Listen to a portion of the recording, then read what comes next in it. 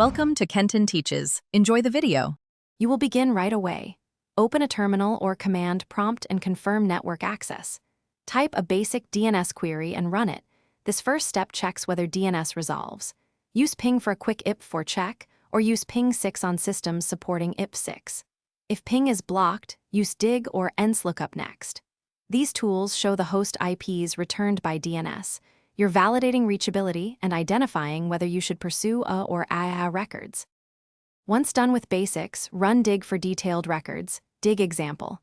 Comma plus short gives IP4 quickly and dig example. AA plus short gives IP6. If you prefer enslookup, start it and query different DNS servers to compare answers. This helps spot caching. Use the host command for a concise lookup. Make sure to try multiple public resolvers 1, 1, 1, 1, 8, 8, 8, 8 to confirm consistency. These steps reveal canonical complete by validating the IP you found. Run traceroute, traceroute on Windows, to observe hops and confirm the endpoint. You should also inspect the DNSTTL to understand how recent the record is and whether propagation explains discrepancies.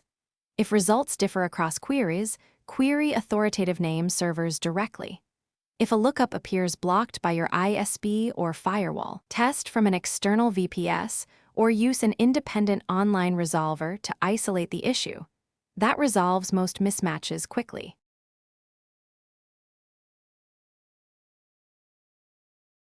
Thanks for watching. Please subscribe if this video was helpful.